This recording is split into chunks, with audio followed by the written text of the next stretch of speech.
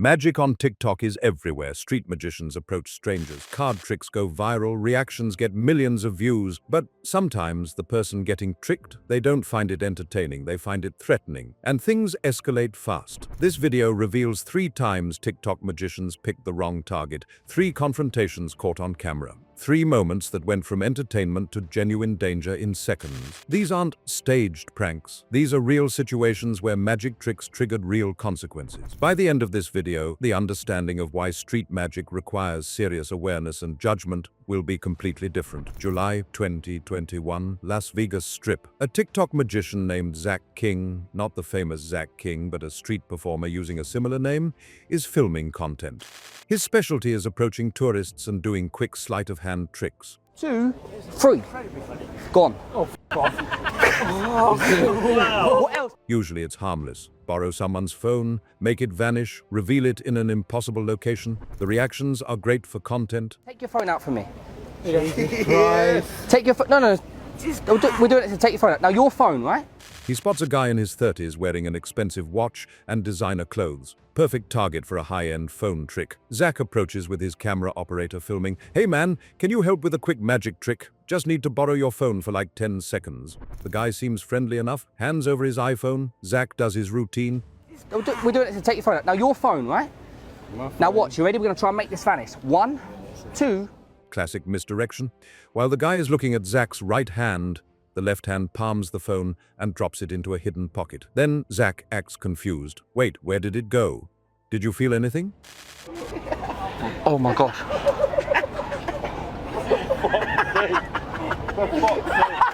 Why didn't you catch it? The guy's expression changes immediately. Where's my phone? Give me my phone back right now. Zach continues the act, milking the reaction. Dude, I don't know where it went. This has never happened before. Let me check. That's when things go wrong. The guy grabs Zach by the shirt. Give me my phone or we have a serious problem. His voice is aggressive now. Zach realizes this isn't playing well. He tries to de-escalate. Okay, relax, man. It's just a trick. The phone is right here. I'm so sorry, bro. I'm so sorry. I'm gonna have to. I'm so happy you did. Bro, no. Do you know what? I am a magician, right? He reaches for his hidden pocket to reveal the phone. But before he can complete the reveal, the guy's friend steps in. A much larger guy who was standing nearby. He gets between Zach and the camera. Back up. Delete that footage right now. The camera operator is panicking. It's just a magic trick, man. We're content creators. The large guy isn't interested in explanations. I said delete it now.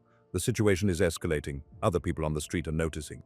Security from a nearby casino starts walking over. Zach quickly produces the phone from his pocket and hands it back. Here's your phone. Sorry, man, it was just entertainment. The guy snatches his phone and checks it immediately, making sure nothing is damaged or stolen. Then he gets in Zach's face. Is that your phone? Check it. Check it. Make sure it's there. We go. You ever touch my property again without asking, we're gonna have real problems, you understand? Zach nods, apologizes again. The security guard arrives and asks what's happening. The guy explains some magician took his phone without permission. The security guard turns to Zach. You need to move along. Stop bothering tourists. Zach and his camera operator leave quickly. The footage shows the entire confrontation. Zach posted an edited version to TikTok with a caption about picking the wrong target. The comments section exploded. Half the people said the guy overreacted. The other half said Zach should have asked proper permission first. But here's the thing. In Las Vegas, especially on the Strip, people are extremely protective of their phones. Pickpocketing is common. Phone theft is a real problem. When someone takes your phone without clear consent, even for a magic trick, the instinct is to assume theft. The guy Zach approached later commented on the video. Turns out he had recently had a phone stolen in another city. His immediate reaction to someone taking his phone again was defensive. He wasn't interested in magic.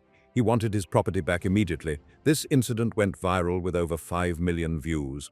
It sparked discussions in the magic community about consent and street performance.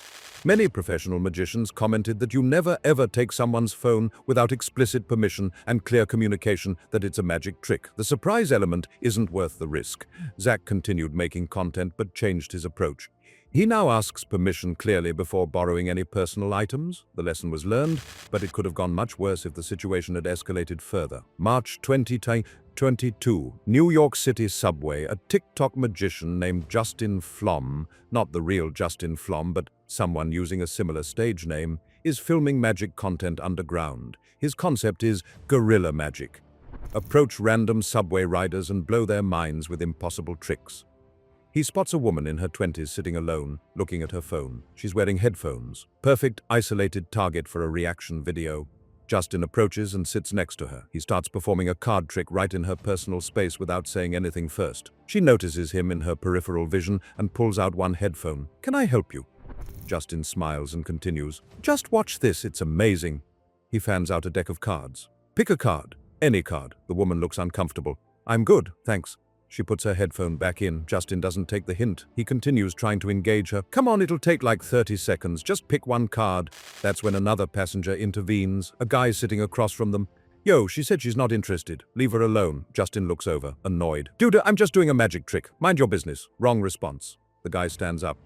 "It becomes my business when you're harassing someone on the train. She told you no. Move." Justin's camera operator is catching all of this. The woman looks relieved that someone intervened, but also uncomfortable that she's now the center of attention. Other passengers are watching. Some have their phones out recording. Justin tries to defend himself. "I'm not harassing anyone. I'm a professional magician. This is content for TikTok. We have like 2 million followers. The guy doesn't care about follower counts. I don't care if you have 10 million followers. She's not interested. You need to respect that and move to a different car." Justin stands up, getting defensive. "You can't tell me where to sit. This is a public train." The tension is rising. The woman speaks up. "Please, I just want to be left alone. Can both of you stop?" Another passenger, an older woman, chimes in. "Young man, she asked you to leave her alone. You should respect that." Now there are multiple people against Justin. The social pressure is building. Justin realizes he's losing this battle badly. He grabs his cards and signals to his camera operator. "Come on, let's go to the next car." As they're leaving, the guy who intervened calls out, "Maybe learn what consent means before you harass more women." Justin and his operator move to another subway car. But the damage is done. When Justin posted the footage to TikTok with a caption about dealing with haters, the response was overwhelmingly negative. Comments flooded in calling him out for not respecting the woman's clear refusal. Other women shared similar experiences of men not taking no for an answer in public spaces. The magic community also criticized him. Professional magicians explained that street magic requires reading social cues and immediately backing off when someone isn't receptive. The video was eventually deleted after the backlash became too intense, but screen recordings were saved and reposted by commentary channels. It became a case study in what not to do as a street performer. The incident highlighted a bigger problem with TikTok magic culture. The pressure to get content, to capture reactions, sometimes overrides basic social awareness and respect for boundaries. The algorithmic reward for dramatic confrontations can push performers to ignore clear signals that someone doesn't want to participate. Justin never apologized publicly. He moved to a different content style, focusing on magic performed for willing participants in controlled environments. But the subway incident followed him. Comments on his new videos would reference it. "You mean the guy who harassed women on trains?" This incident showed that magic isn't a free pass to invade someone's personal space. Approaching strangers requires calibration, awareness, and immediate respect when someone declines. The subway is already an uncomfortable environment for many people, especially women traveling alone. Adding unwanted attention makes it worse. September 2003, Los Angeles, Venice Beach Boardwalk. A TikTok magician named Chris Ramsey, not the famous puzzle solver Chris Ramsey, but a street magician with a similar name, is filming content. His specialty is mentalism and psychological tricks. He approaches a street artist who's selling paintings. The artist is a guy in his 40s with tattoos and a weathered appearance. Chris's trick involves guessing what someone is thinking by reading micro-expressions. It's mostly cold reading with some clever wording. Chris starts filming. "Hey man, I'm a mentalist. I can read minds. Want me to prove it?" The artist looks up from his work. "Not really, I'm busy." Chris pushes forward anyway. "Come on, it'll be amazing. Just think of a number between 1 and 10. The artist puts down his brush. "I said I'm busy." Chris doesn't stop. "This will take like 30 seconds. You're thinking of 7, am I right?" The artist's expression hardens. "Get your camera out of my face." Chris thinks the guy is playing hard to get for the camera. He leans in closer. "Come on, I was right, wasn't I?" "You were thinking 7. The artist stands up from his chair. "Last warning, leave now." Chris's camera operator suggests they should go. "Dude, let's just find someone else." But Chris is committed now. He wants the confrontation for content. "You're thinking I can't actually read minds. But I can tell you're angry because..." The artist grabs Chris's phone that he's holding out for the trick, drops it on the ground, deliberately. The screen shatters. Chris is shocked. "What the hell, man? You just broke my phone?" The artist sits back down. I told you to leave 3 times. You didn't listen. Consider that a lesson in respecting people's boundaries. Chris is furious. You're gonna pay for that. That's like $1,000 phone. The artist picks up his brush and goes back to painting. Sue me. Chris's camera operator is backing away. Other people on the boardwalk are watching now. Some are filming on their own phones. Chris makes a move toward the artist like he's going to do something physical. The artist doesn't even look up. You really want to do that on camera? With all these witnesses? Chris hesitates, realizes the situation is completely out of his control. A security guard from a nearby shop walks over. What's going on here? Chris explains that the artist broke his phone. The guard asks the artist's side. I told him multiple times to leave me alone. He kept harassing me with his camera, so I removed his phone from my personal space. The guard turns to Chris. Did you ask his permission to film him? Chris stammers. I was just doing a magic trick. The guard shakes his head. He asked you to leave multiple times according to witnesses here. You probably want to move along before this gets worse for you. Chris realizes he has no legal standing. In California, you can't film someone for commercial purposes without permission. The artist was working, had a reasonable expectation to be left alone, and warned Chris multiple times. The broken phone is almost defensible as removing an intrusive object from the artist's workspace. Chris and his operator leave. The footage shows everything. When Chris posted it to TikTok with a caption about a crazy guy who broke his phone, the response was not what he expected. Comments overwhelmingly sided with the artist. You were told to leave 3 times. He defended his space. You had it coming. Magic creators and commentary channels analyzed the video. The consensus was clear. Chris ignored multiple verbal warnings. He invaded someone's workspace. He prioritized content over consent. The broken phone was the consequence of his own actions. The video went viral, but not in the way Chris wanted. It became an example of entitled content creator behavior. The artist was identified by locals and praised for standing his ground. Some people even visited Venice Beach specifically to buy paintings from him as a show of support. Chris eventually deleted the video and posted an apology. He admitted he should have left when first asked. He acknowledged that chasing content made him ignore basic respect. The apology was received mixed reactions. Some people accepted it, others said it only came after facing backlash. The broken phone was never repaid. Chris didn't pursue legal action because his own footage proved he was in the wrong. The incident cost him followers and damaged his reputation in the creator community. This situation demonstrated that working artists, especially street vendors, deal with constant interruptions and disruptions. They're trying to make a living. Content creators treating them as props for videos without compensation or respect creates understandable frustration. The artist's reaction, while destructive, was a breaking point after Chris refused to respect clear boundaries. 3 TikTok magicians, 3 confrontations, 3 lessons about consent, boundaries, and reading social situations. The Las Vegas phone trick showed that taking someone's property, even temporarily for a trick, can trigger defensive reactions, especially in cities where theft is common. The performer learned to always ask explicit permission before touching anyone's belongings. The New York subway incident demonstrated that personal space and clear refusals must be respected. The pressure to create content doesn't override someone's right to decline participation. Reading social cues and backing off immediately is essential. The Venice Beach confrontation proved that persistence after being told no can have real consequences. Working artists deserve respect for their space and time. A broken phone was the price for ignoring multiple warnings. These incidents share common patterns. Each magician prioritized content creation over respecting boundaries.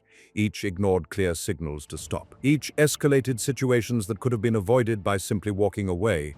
And each faced consequences that damaged their reputation more than the content was worth. The TikTok magic community has discussed these incidents extensively. Professional magicians emphasize that street performance requires social intelligence. Reading body language, recognizing when someone is genuinely uncomfortable versus playfully resistant. Understanding that no means no immediately without argument. The algorithm rewards dramatic reactions. Confrontations get views.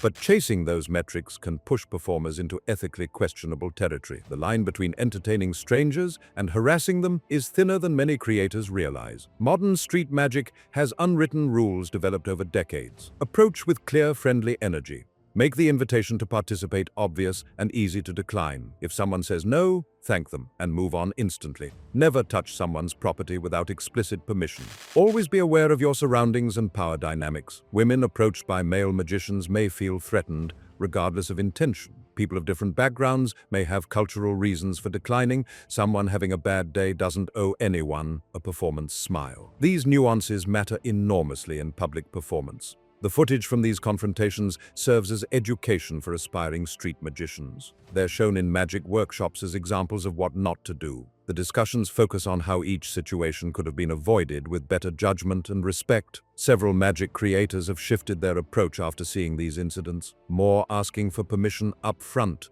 more filming only willing participants, more awareness that viral moments aren't worth making someone genuinely uncomfortable or angry. The internet's response to these videos also reveals changing attitudes. Audiences increasingly side with the people who set boundaries.